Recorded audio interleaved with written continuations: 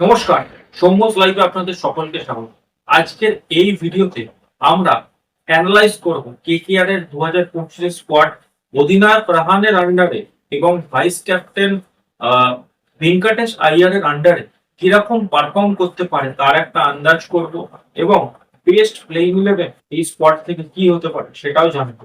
Strength, weakness সমস্ত কিছু নিয়ে থাকছে শর্ট অ্যানালাইসিস কেকেআর টিমের এই ভিডিওটা কিন্তু একদম স্কিপ করবে।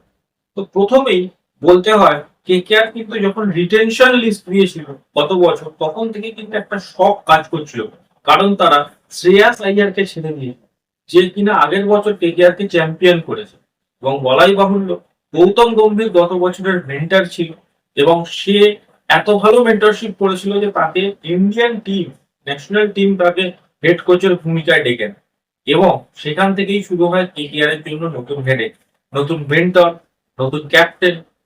চন্দ্রকান্ত পণ্ডিতকে তারা রেখেই কিন্তু পুরো গুটিগুলো সাজিয়েছে এবং ক্যাপ্টেন তো বলতেই হয়, অধিনায়ক ক্যাপ্টেন এটা কিন্তু অনেক বড় জিনিস, বড় একটা ইম্প্যাক্ট ক্রিয়েট করে কিন্তু একটা ক্যাপ্টেন একটা টিমের জন্য।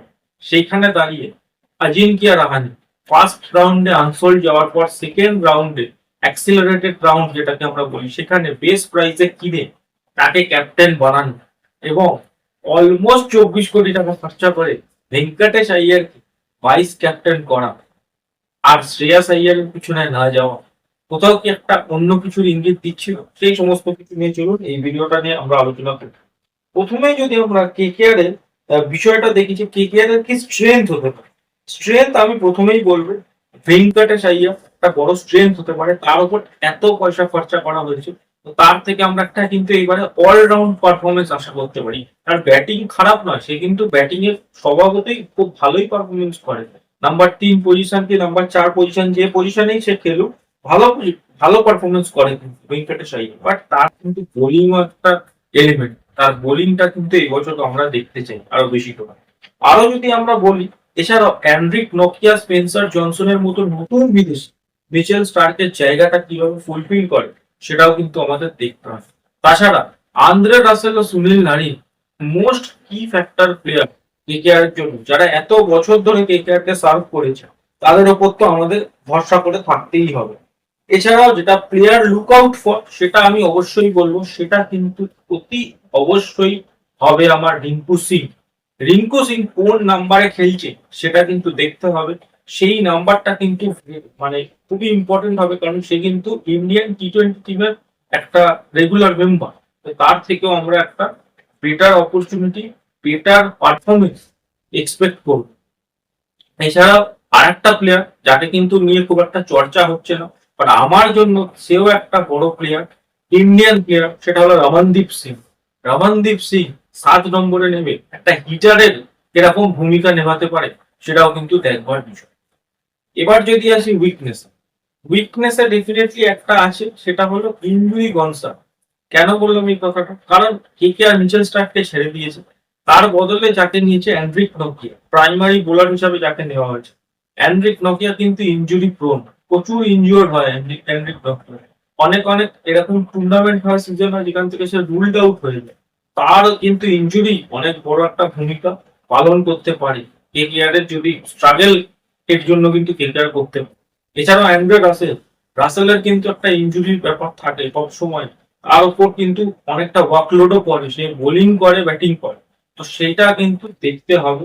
রাসেল, অ্যান্ড্রিক নকিয়া, এছাড়াও অনেক প্লেয়ার আছে যাদের মধ্যে কিন্তু চোটের এই সম্ভাবনাটা থাকে, তারা এই চোটটা থেকে যেন রিকভার করে। এছাড়া আমি বলবো স্পিনার সুনীল নারিন বা বরুণ চক্রবর্তী খুব ভালো চয়েস, খুব ভালো স্পিনার, বাট এছাড়া কিন্তু তাদের কাছে খুব একটা ব্যাকআপ নেই। আছে মায়াঙ্ক মার্কান্ডে, বাট বরুণ চক্রবর্তী বা সুনীল নারিনের ক্যালিবারের কিন্তু তাকে আমি প্লেয়ার অতটা হাই প্রোফাইল মনে করি। অবশ্যই তার কাছেও থাকবে, প্রুফ করার মতো সুযোগ তার কাছেও থাকবে।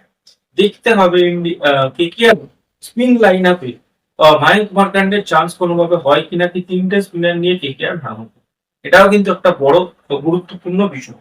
এছাড়া আমি যে বিষয়টা এখানে লক্ষ্য করছি সেটা হলো, এবার যদি আমি আসি মেন কি ফ্যাক্টর প্লেয়ার কারা হতে পারে সেই দিকে যদি আমি আসি, তাহলে ডেফিনেটলি কেকেআর এর কি ফ্যাক্টর দুজনই থাকে, Narine Russell. But Narine Russell ছাড়াও এবছর কিন্তু একটা কি ফ্যাক্টর প্লেয়ার থাকতে পারে, সেই প্লেয়ারটার নাম হচ্ছে হর্ষিত রানা। সদ্য ইন্ডিয়ান টিমে চান্স পেয়েছে এবং ইন্ডিয়ান টিমে তার পারফরমেন্স কিন্তু যতটুকু পেয়েছে ততটুকুতে তার পারফরমেন্স একবার মতো ছিল, ভালো পারফরমেন্স করেছে। তার থেকে কিন্তু অনেক এক্সপেকটেশন বেড়ে যাবে মিচেল স্টার্কের অনুপস্থিত, তাকেই হয়তো পেস বোলিং লাইন আপটাকে লিড করতে হবে। ইতিমধ্যেই একটা ঝটকা এসছে, সেটা হলো উমরান মালিক কিন্তু ছিটকে গেছে কেকেআর থেকে। উমরান মালিককে অনেক কম পয়সা থেকে কেকেআর নিয়েছিল, বাট তার থেকে অনেক এক্সপেকটেশন ছিল, সে হয়তো ঘুরে দাঁড়াতে পারতো, তার ইন্টারন্যাশনাল ক্যারিয়ারকে হয়তো ঘোরাতে পারতো, কিন্তু সেই সুযোগটা তার আর হলো না, যে রুলড আউট হয়ে গেছে। কেকেআর এর নেট বোলার চেতন সাকারিয়া সেই জায়গাটা এসছে, লেফট আর্ম বোলার। দেখতে হবে চেতন সাকারিয়া কি কোনো ম্যাচে চান্স পায় কি, এবং পেলেও কতটা ভালো পারফরমেন্স করে। লুকআউট প্লেয়ার আমার জন্য আরেকজন থাকবে, সেটা হলো স্পেন্সার জনসন। দেখতে হবে মিচেল স্টার্কের যে রিপ্লেসমেন্ট হিসাবে তাকে আমরা এত কথা বলছি, স্পেন্সার জনসন সে কতটা সেই ভূমিকাটা নিতে পারে। এবার আসি অধিনায়ক Ajinkya Rahane as a captain. প্রথম কথা হচ্ছে, যদি আমরা এই ক্যাপ্টেন্সি ট্যাগটা আজিঙ্কিয়া রাহানের থেকে সরিয়ে দিই, আমার মতো হয়তো অনেক এরকম এক্সপার্টের আপনি কেকেআরের প্লেইং ইলেভেন দেখবেন, সেখানে হয়তো রাহানের জায়গাটাই হবে, এটা ফ্যাক্ট। কারণ আজিঙ্কিয়া রাহানে এমন কিছু এস্টাবলিশ করেনি টি-20 বা আইপিএল, যেখান থেকে তাকে ডাইরেক্ট আমরা প্লেইং ইলেভেনে খেলাতে পারবো। এবার এর একটা উল্টো সাইডও আছে, সেটা হলো এই যে স্কোয়াডটা কেকেআর পিক করেছে, এখানে কিন্তু অধিনায়ক তারা পিক করতে পারেনি। সামহাও ক্যাপ্টেন্সি ক্যালিবার প্লেয়ার, মানে যার ক্যাপ্টেন্সির এক্সপিরিয়েন্স কিছুটা হলেও আছে, সেরকম প্লেয়ার কিন্তু কেকেআর পিক করতে পারেনি। তো এখানে দাঁড়িয়ে আজিঙ্কিয়া রাহানে কিন্তু অনেক বড় একটা সাপোর্ট হবে, কারণ রাহানের কিন্তু আচ্ছা আচ্ছা ক্রিটিক্যাল জায়গা ক্যাপ্টেন্সি করার, নিজেকে কাম কম্পোজ রাখার, টিমকে চালানোর ক্ষমতাটা আছে, এক্সপিরিয়েন্সটা আছে। সে কিন্তু বর্ডার গাভাস্কার ট্রফি উইনার, এটা কিন্তু ভুলে গেলে চলবে। বা রাহানে অ্যাজ আ প্লেয়ার যদি বলি, সেইখানে একটা প্রবলেম হতে পারে, কারণ প্লেইং ইলেভেনে কোন নাম্বারে রাহানে খেলবে সেটার উপর কিন্তু অনেক কিছু ডিপেন্ড করছে। এছাড়াও কিছু থ্রেটস আছে, কিছু থ্রেটস বলতে প্রত্যেকটা ম্যাচে আমরা সুনীল নারিনকে অ্যাজ আ ওপেনার ইউজ করলে তার কি গত সিজনের মতো এই সিজনটা ব্যাটসম্যান আমরা পাবো, সেটা কিন্তু আমাদের থ্রেটস হিসাবে দেখতে হবে। তার কারণ সেম সিজন রেপ্লিকা করা কিন্তু যথেষ্ট কঠিন। Sunil Narine as a bowler আমাদের জন্য খুবই important, but as a batter যদি আগের বছরের মতো রেপ্লিকা না করতে পারে, সেক্ষেত্রে কিন্তু আঙ্গিরকিশ রঙ্গবংশী বা আজিঙ্ক্য রাহানেকে হয়তো আমরা ওপেনিং রোলেও দেখতে পারি। অবশ্য মনীষ পান্ডেও আছে, কিছু কিছু জায়গা হয়তো কি ফ্যাক্টর হিসেবে মনীষ পান্ডেকেও কেকেআর ইউজ করতে পারে। এবার যদি চলে আসি এই সবের ওপরে, কেকেআর এর একটা প্লেইং ইলেভেন কি হতে পারে সেটা নিয়ে যদি আমরা একটা ডিসকাশন করি, তো প্লেইং ইলেভেন তার আগে আমাদের জানতে হবে Venky Iyer as a vice captain. KKR এর এই মেন্টালিটিটা কিন্তু থাকে সব সময়, এটা 2020-21 সিজনেও আমি দেখেছিলাম যে হুট করে মাঝপথে ক্যাপ্টেন্সি চেঞ্জ। আজিঙ্কিয়া রাহানের ওপর কিন্তু তরোয়ালের একটা কোপ ঝুলছে, সে তার যদি ম্যাচ খারাপ হয়, তার যদি ক্যাপ্টেন্সি মানে আপ টু দ্য মার্ক না হয়, কেকেআর যদি প্রথম কটা ম্যাচ হারে, সেক্ষেত্রে কিন্তু রাহানের ক্যাপ্টেন্সি চলে যেতে পারে। ও ভেঙ্কটেশ আইয়ার 23.91 কোটি টাকা দিয়ে তাকে কেনা হয়েছে, সে কিন্তু মাঝপথে ক্যাপ্টেন হয়ে যাবে। ও আমি আগেও বললাম, এই যে 23-24 কোটি টাকা খরচা হয়েছে, শুধু ব্যাটার হিসাবে কিন্তু আমার মনে হয় না কেকেআর ফ্র্যাঞ্চাইজিও তাকে দেখছে, তাকে এত অলরাউন্ডারই দেখা হচ্ছে। সো তার থেকে অলরাউন্ড পারফরমেন্স এবারে কিন্তু সমস্ত কেকেআর ফ্যানেরা এক্সপেক্ট করছে। প্লেইং ইলেভেনটা বলার আগে আমি এটা কেন বললাম, কারণ এই প্লেইং ইলেভেন দুভাবে হতে পারে, একটা রাহানেকে রেখে একটা রাহানেকে ছাড়া। রাহানের আমি বললাম ক্যাপ্টেন্সি ট্যাগটা যদি না থাকে, তাহলে হয়তো প্লেইং ইলেভেন তার জায়গা অনেক এক্সপার্ট দেবেন, বাট আমি রাহানেকে নিয়েই করছি, কারণ একটা রেসপেক্ট কিন্তু দেওয়াই যায়, কারণ তাকে কেকেআর ফ্র্যাঞ্চাইজি ক্যাপ্টেন হিসাবে অ্যানাউন্স করেছে, আমরা তো কেউ নেই বলা।